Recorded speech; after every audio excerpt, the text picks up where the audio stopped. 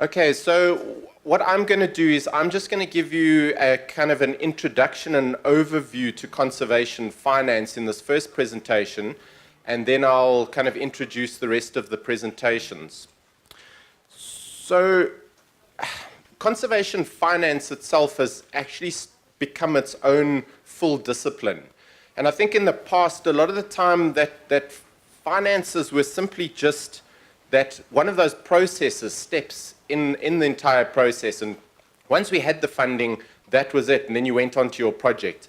And very often that funding was not really directly associated with the work. And I think conservation finance is changing that quite significantly, where it's actually become an integral part of the work that you're doing. So where it was just that miracle happened and suddenly finances were there, it's now become part of the actual project design. And it's become an entire discipline itself. And I'd like to just throw this statement out there to you. This was a study done in 2016 by the Ecosystem Marketplace and Forest Trends Initiative, which says financial capital is not the problem, we need more projects.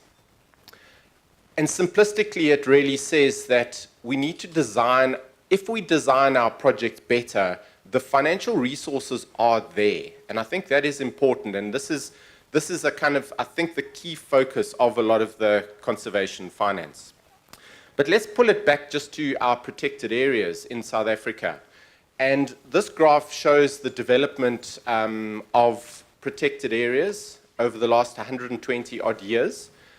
Each bar there shows a decade of the declaration, or at that stage, the proclamation of new protected areas. And you can see over the last 100 years, there's been quite a significant increase. But what's interesting is that over the last 2 decades, that there's been very little development in the way of state-owned protected areas or new declarations. And the majority of those new declarations have happened through the biodiversity stewardship mechanism that has been developed since the early 2000s.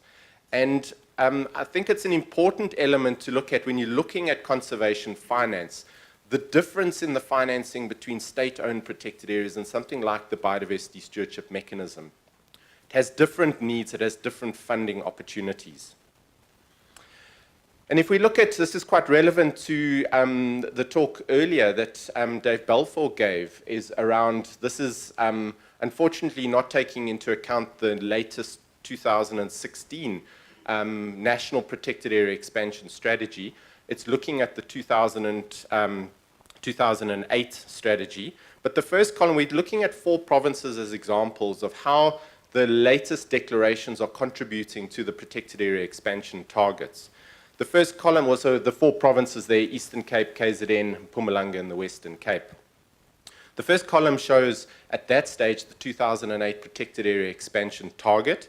The second column is really around how new areas have either been secured through biodiversity stewardship or are in the process of being negotiated for declaration. And then the third column showing the percentage of that actual protected area target that's being achieved. And it's quite interesting that for a lot of those areas, despite huge amounts of work in getting those hundreds of thousands of hectares, we're still very, very far from achieving that protected area expansion target.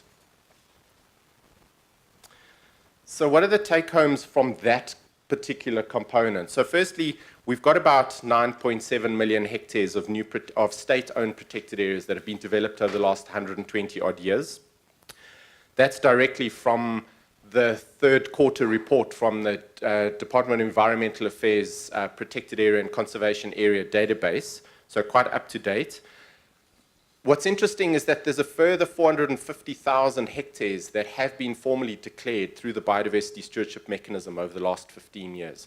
And I think that's a fantastic contribution. And again, it talks to the financial mechanism that is actually required to support those. We're only halfway really to achieving the Aichi targets in terms of those biodiversity targets, in terms of protected area expansion. So the question really remains, how do we sustainably finance, firstly, the existing network, and then how do we finance the development of a large hectarage of new protected areas, both state-owned and private and communally owned through the biodiversity stewardship mechanism? So just pulling out to get a little bit of a world view on how conservation finance, or what is being financed at the moment, or where the finances are coming from worldwide. So it's estimated in 2014 through a study through WWF McKinsey that the world budget for conservation in around that time was about 52 billion US dollars. And you can see that that bottom part of the graph there, more than 50% of it is actually through domestic government budgets, your normal national and provincial government budgets. And I think that's really important, and there's very little in the kind of the more innovative financing mechanisms, which we'll get onto a little bit later. But that's the reality, is we're sitting with a budget of kind of 52 billion US dollars that is being invested into conservation around the world. Obviously, we know that everything that we're doing, there's a limitation to what we're doing because of the financial resources. So as a result, we need to scale that up. So what is that degree of scale? Now, Trevor Sandworth actually showed this graphic in the opening plenary, which is, I think, is a really interesting. So there's that 52 billion US dollars. The reality is that probably even conservatively, it's predicted that we need 300 to 400 billion US dollars to actually deal with the conservation interventions that we need. And obviously we've got, I don't know, maybe using Shannon's, we've got a 200 to 300 million dollar space, not a gap, in terms of, and that's even if we doubling that budget to 100 billion US dollars, you know, if there is that sort of a doubling of the budget. So it's really not to scare things, it's really just to say that's the reality of what we need to actually achieve what we are doing. Okay, so I'd just like to sort of say that in terms of South African sort of conservation work, we're sitting still in very much the traditional financing mechanisms, and not exclusively, but I think the majority of it. And I'm very happy to have these discussions afterwards if people feel differently.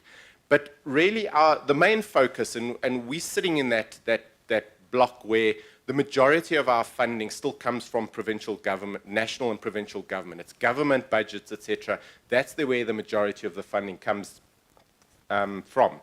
So that graphic just shows some of you can't really see the detail, but that little graphic shows the sand parks at the top there, and some of the provincial agencies in terms of their budget allocations. The reality is that it's 0.7% of the South African government's national budget is placed into conservation. That's compared to, call it a world average. It's an average of 35 other world countries, sitting at about 1.3%. That's still incredibly small, but we're half of that in terms of the allocation from from National Treasury. But very importantly, we also have quite a lot of innovation coming, and we do have the business case for biodiversity stewardship, which has been developed through SANBI, that kind of highlights the value of using the biodiversity stewardship mechanism as a means to use those government resources a lot more efficiently, because you're dealing with private and communal landowners and you're leveraging additional funding to support protected area expansion. So do yourselves a favor, go onto the SANBI Biodiversity Advisor website and download this publication. It's very useful. And it's a very key resource for SANBI to use with DEER to actually negotiate with National Treasury for more budget allocation from National Treasury. But the other element, I think, which is very important, is around the grants, philanthropy, trusts and foundations, etc. And just looking through some of the directories, this Terra Viva grant directory, there's over 800 different trusts and foundations and grants that just sit on that directory. There's a huge amount, and majority of those are actually initially through philanthropy. And we see that with a lot of the grants and trusts in South Africa as well. So I think we're still very much in this phase where we're dealing with a lot of grants and trusts, etc. And things like the WWF funds, the Table Mountain Fund, the Hans Hohausen Charitable Trust, which we saw are funding a lot of the presentations and the work that's being done, throughout this week. And there's a whole lot of others, and a lot of those originated from philanthropy. And I think James mentioned it earlier, philanthropy is not huge in South Africa. There's very limited number of people that are doing that, and it's much bigger in the US. And that funds a significant amount of work. So that's the traditional space that we're in at the moment. But worldwide, there's this massive increase in private capital investment into conservation. And it's not insignificant at all. If you look at the trends through a report that was done a couple of years ago, we're sitting at about $8 billion are currently being invested from private capital into conservation in various forms. So this is something we need to be aware of and take note of, and how we actually build on that and use that within our systems.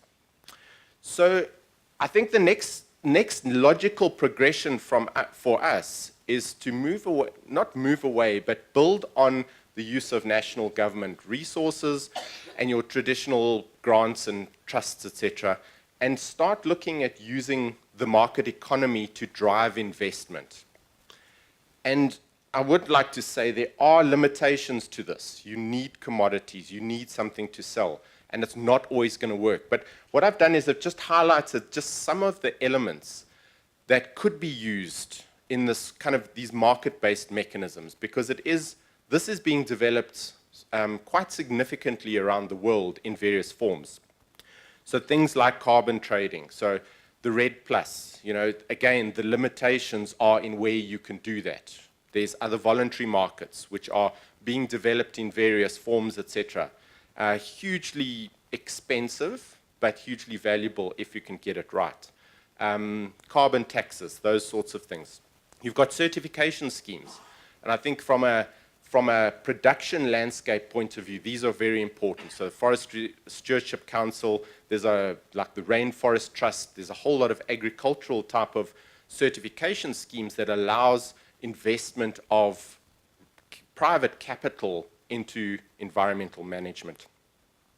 Other elements like trading commodities, I think South Africa has been exceptionally poor in building, rightly or wrongly, whether you agree with payment for ecosystem services as a term, but the principle of that. And we've had a lot of really interesting discussions around sessions around water, etc., and how we change people's mindsets about valuing water more. We just last week spent a couple of days with a group from Bolivia, from Nature Bolivia, that are doing some fantastic work around watershed agreements between upstream and downstream land users, that they started with a couple of agreements. They're now sitting with over 5,000 of those agreements, securing in the order of, I think it's 400,000 hectares of water production areas. We need to be dealing with a lot more of that. Water pricing, fisheries, these are all commodities that we can use, environmental services, etc. And then, very importantly, land protection. So land trusts. Land trusts are significant within the US and Australia. They haven't gained any traction here in South Africa, and why? Conservation easements, servitudes is our equivalent. How do we build on those? And things like tax incentives. So these are all things around using the market economy, how we can actually build on that to drive investment into environmental management or biodiversity conservation. The next element that I think we need to start growing is a little bit out of my skill set, is around responsible investment. And this is around engaging with the financial sector. We talk about changing mindsets of how we value water. It's about changing mindsets of how people invest their money.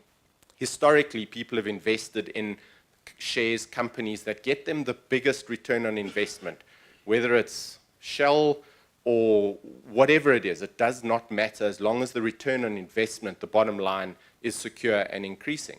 And I think there's a significant change in the world where people, they don't just want their return on investment from a financial point of view, they also want the return on investment from an environmental point of view, a social point of view, and a good governance point of view. And a lot of investors are prepared to reduce the amount of financial return to get those other returns. And I think it's around working with the finance sectors to make sure that they're investing in companies that are deal with a lot of these issues. And it's quite interesting. There's some work that's been done around the Standards & Poor 500 market, around the change from 1975 to 2015. In terms of people investing in intangible value, the tangible value is obviously the financial return. And it's quite interesting how a lot of this, that people are investing in elements which shows the intangible return, like brand value, reputation, health and safety, environmental performance, social license to operate, and that includes good environmental management, good governance, and social justice. So these are the elements that I think is very important that we as a conservation sector need to start engaging with. And like the discussion around social sciences that we had at the end of the first session, where we feel uncomfortable dealing with it, we also need to be starting to deal within the finance sector to make sure that we actually develop these elements within their thinking. And it is changing quite significantly, and I think we need to make sure that we build on that. Right, so just that is a very brief introduction to conservation finance, very high level. There's a lot of different elements there that I haven't even touched on, but we have a series of presentations now for the rest of this session and going into the session after lunch. And I've just highlighted there, you've got your public finance, your government money, you've got your grants and philanthropy, market-based mechanisms, and then your responsible investment. And we've got a range of presentations that are actually going to touch on a lot of those. They might not fit in perfectly into that, but there's a lot of presentations that kind of cover all of those things. And what we're really hoping to do in these sessions is to get the discussions going around these different elements and ask the questions, how we can get involved, collaborate with organizations. So what we've got today, so following this presentation, will be followed, so Dave Cox will be giving us a presentation around biodiversity offsets. And it hasn't been spoken about much here, but I think going to be really interesting to hear about that. Then, and in your program, your next talk was the biofin. Unfortunately, nobody from DEER was able to come and present on biofin, which is a pity, because I think there's some really interesting stuff that's coming out of there, but it's like watch this space. But in place of that, we have Andrew Pennell, who's going to come and speak to us about broad-based black economic empowerment and how we can use the investment into that, into investing in conservation. Then we're going to have Matt Hardy from RMIT University. Very interesting topic around Australia's revolving funds, and very keen to hear about that. Then we have Candace Stevens from BirdLife South Africa, looking at private protected areas, how we sustainably fund those. Then we've got Greg Martindale from Conservation Outcomes, looking at protected areas in the wildlife economy, and this is a booming element in how we invest in conservation in that element. Then after lunch, we've got Kerry Marie from the Table Mountain Fund, looking at how the Table Mountain Fund is supporting the Western Cape Protected Area Expansion Strategy. Then Emily Taylor from the Endangered Wildlife Trust, working with Gauteng's department around the Gauteng Biodiversity Stewardship Program. Really awesome partnership between NGO and government around enabling biodiversity stewardship. And then we have Duncan Hay that's going to come and speak to us about some interesting thoughts he has around water pricing and the investment in catchment management.